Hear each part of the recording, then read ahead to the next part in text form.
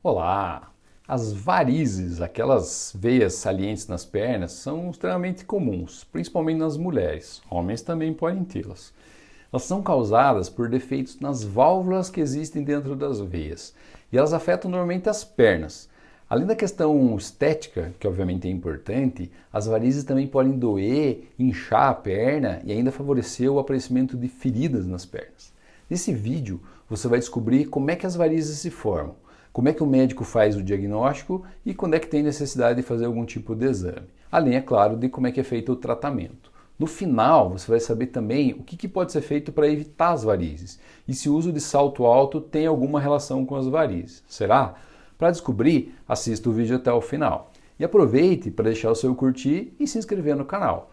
Toda semana tem um vídeo novo com dicas de saúde para você e sua família. Seja muito bem-vindo! Para a gente entender o que são as varizes, é importante antes entender como é que o sangue circula pelo corpo. O sangue sai do coração por uma artéria chamada de aorta, que é uma artéria grossa e que se ramifica em várias outras menores e que circula pelo corpo todo, levando oxigênio e nutrientes para todos os órgãos. As artérias que estão mais próximas do coração, elas são bem grossas e elas vão ficando cada vez mais finas quando vão chegando próximo dos órgãos, incluindo as pernas e até os dedos lá dos pés e das mãos. O sangue, então, acaba retornando pelas veias. Ele vai pelas artérias e volta pelas veias. O sangue que volta pelas veias, ele traz o gás carbônico e alguns produtos desnecessários ali para as células e que acabam sendo reciclados do fígado e eventualmente eliminados pelos rins. Não é difícil a gente perceber que para o sangue chegar até os pés, a gravidade acaba tendo um papel primordial. Porém, a mesma força que ajuda o sangue a descer dificulta o retorno do sangue para o coração. Já diz o ditado, né? Para baixo todo santo ajuda. Já a subida pode ser um baita desafio. Para facilitar esse processo de retorno do sangue para o coração, as veias possuem válvulas. E essas válvulas servem para impedir o refluxo, o retorno do sangue, né? Para que o sangue não desça para baixo. Ou seja, as válvulas abrem para o sangue subir e elas acabam fechando, impedindo o retorno, né? A descida do sangue. Quando essas válvulas deixam de funcionar de forma adequada, por uma falha nelas, acaba se formando as varizes. E as varizes nada mais são do que veias que estão com um defeito nas válvulas. E esse defeito acaba fazendo com que as veias se encham de sangue mais do que elas conseguem suportar. Os vasos então podem acabar se tornando dilatados, às vezes tortuosos. O excesso de sangue dentro desses vasos também pode deixar as veias aparentes e causar dor e inchaço nas pernas. E em casos mais graves, pode aparecer até feridas nas pernas, às vezes com infecção e que precisa de antibióticos para tratar. Além da função importante das válvulas, os músculos dos pés e também os que estão na panturrilha ajudam a empurrar o sangue dos pés e das pernas para o coração. Quando a gente caminha, o sangue que está lá nos pés ele é exprimido, né? Empurrado para cima. E os músculos da panturrilha ajudam ali a complementar esse processo, bombeando o sangue sempre que são contraídos ali durante alguma caminhada ou algum outro tipo de atividade que envolva as pernas. Andar de bicicleta, correr, coisas do gênero. As varizes podem acabar aparecendo em qualquer lugar do corpo, mas elas são muito mais comuns nas pernas justamente por ser onde a gravidade acaba exercendo a sua maior influência. Quando as varizes apresentam sintomas, dor, inchaço, algum outro, e esses sintomas estão presentes por muitos meses ou até anos, a doença recebe o nome de insuficiência venosa crônica. Os principais sintomas da insuficiência venosa crônica são a simples presença de varizes nas pernas, né? Acho que é o sintoma mais comum de todos. As varizes profundas, elas acabam não sendo visualizadas, mas aquelas que estão mais superficiais, elas acabam tornando-se evidentes e fáceis de perceber. O outro sintoma é a sensação de peso ou então um cansaço nas pernas que aparece principalmente no final do dia.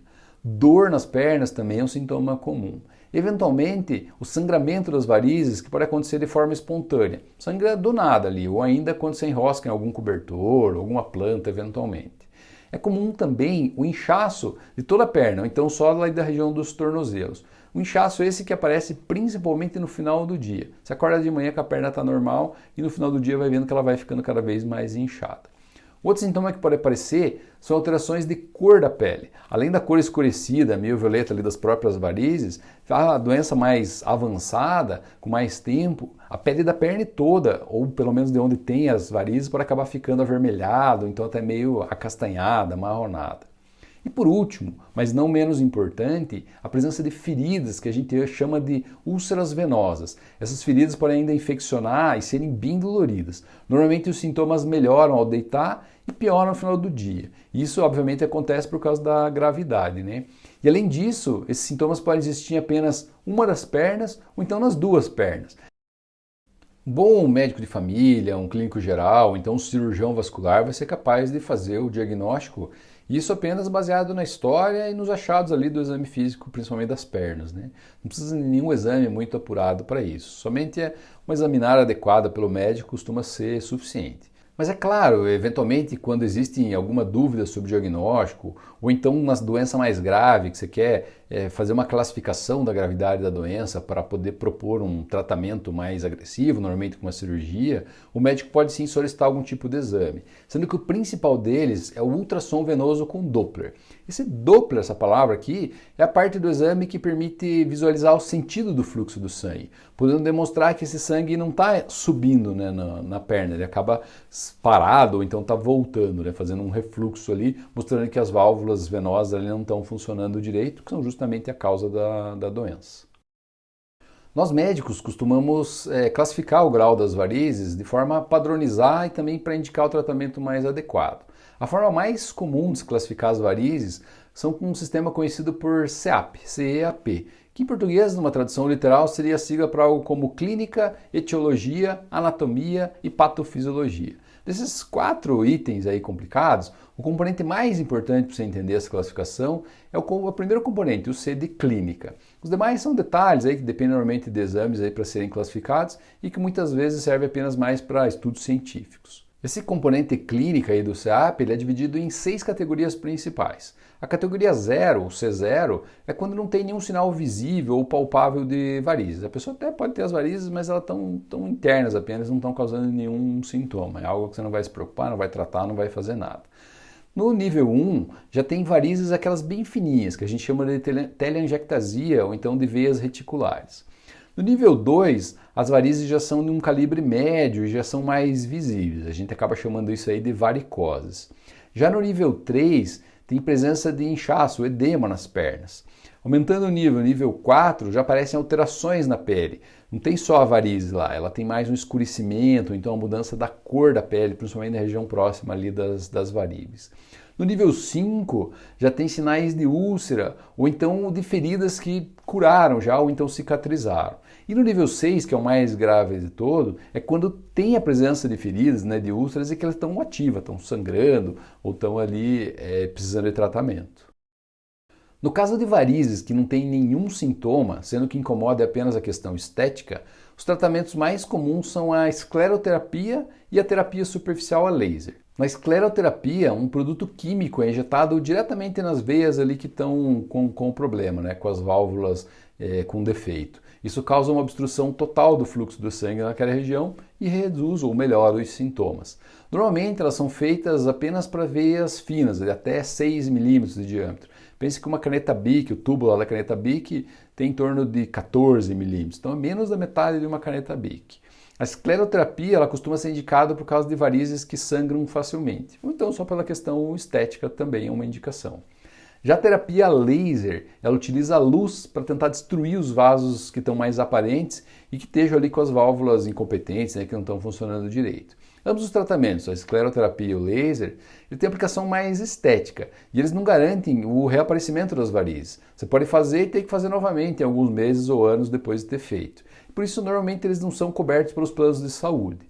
Quando a doença apresenta sintomas além do estético, lá no nível clínica 3 ou maior, alguns tratamentos aí podem ser propostos pelo médico, sendo os principais: fazer hidratação da pele. O uso diário de hidratante, especialmente depois do banho, ajuda a manter a pele saudável e evita alterações ali da cor e também a formação de feridas. Pode ser qualquer hidratante que você tem em casa ou que você goste de usar.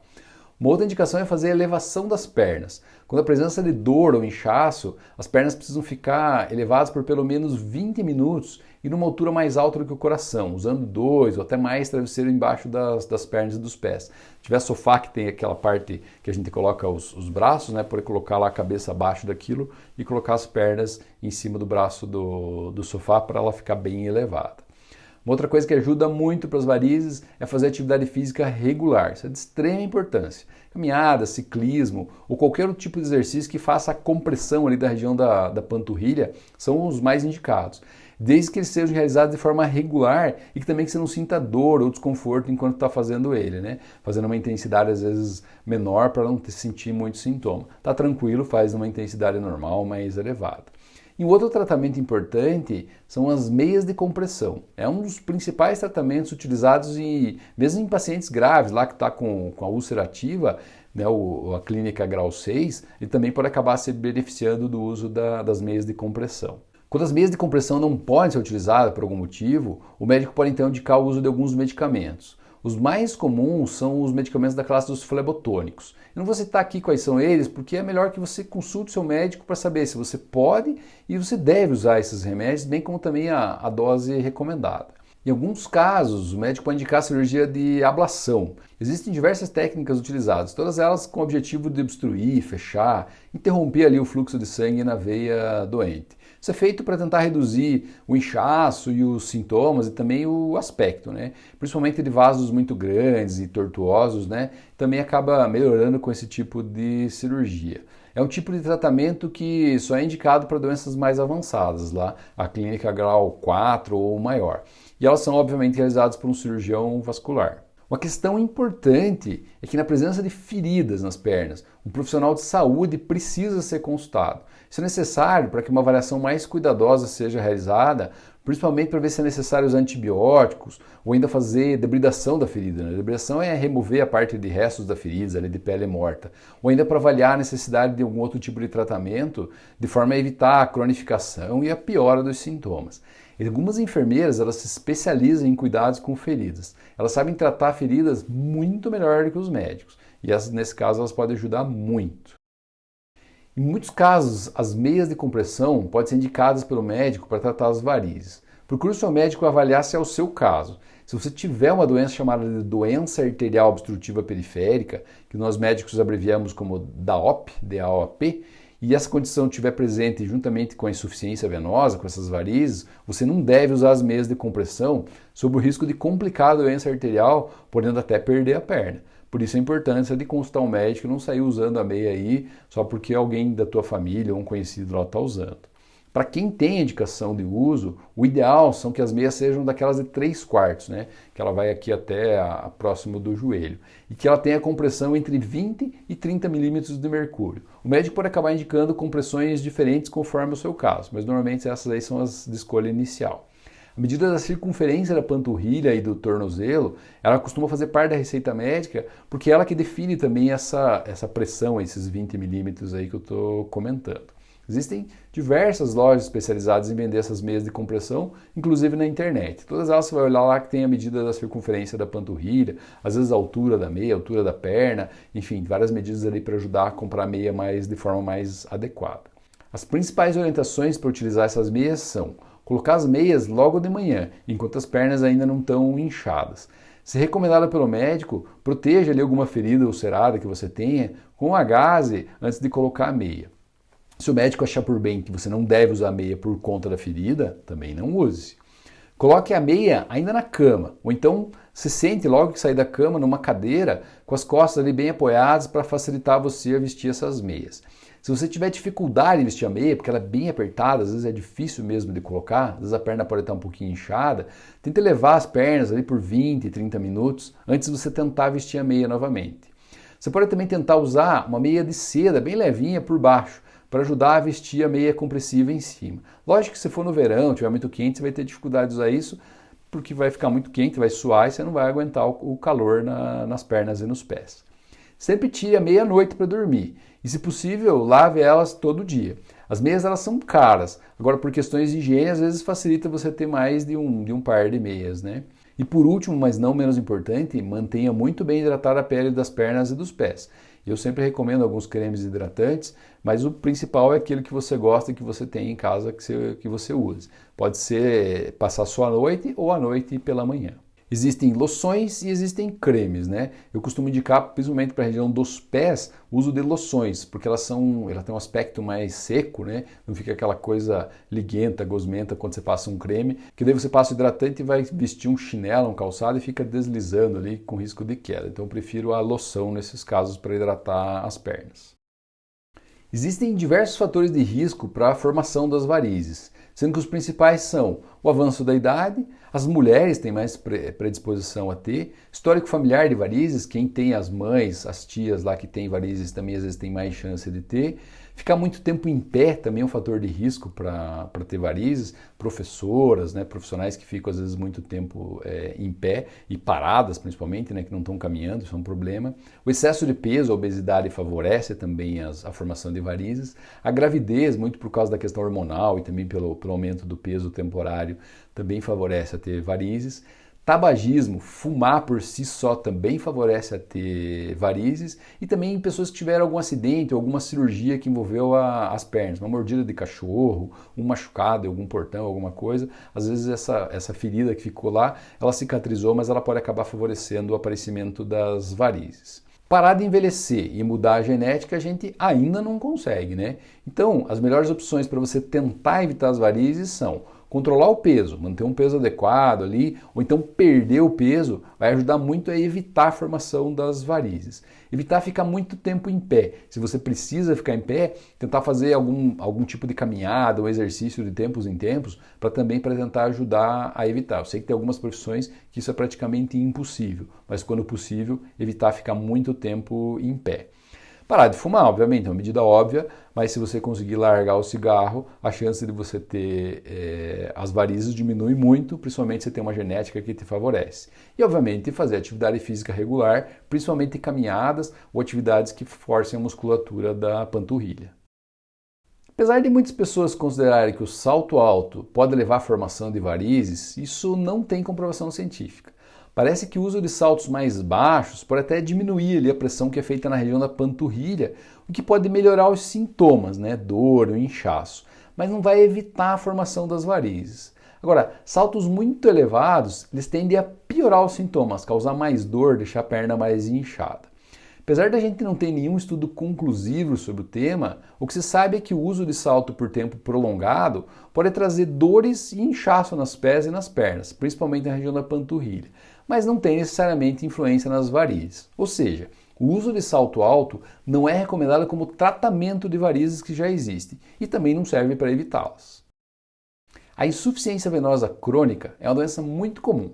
A doença se deve à falha nas válvulas que impede o retorno do sangue nas veias, principalmente das pernas. Os sintomas mais comuns, além das varizes visíveis, são dor e inchaço principalmente nas pernas, além de alterações de cor e feridas nos casos mais graves. O diagnóstico da insuficiência venosa é feito por um médico habilitado apenas baseado na história e no exame das pernas no consultório. O tratamento consiste principalmente no uso de meias compressivas e caminhadas, e podendo ser auxiliado com medicamentos, eventualmente cirurgias em casos mais graves.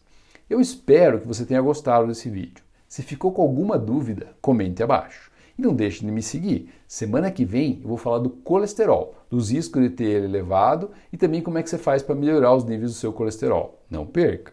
Um forte e caloroso abraço. Tchau!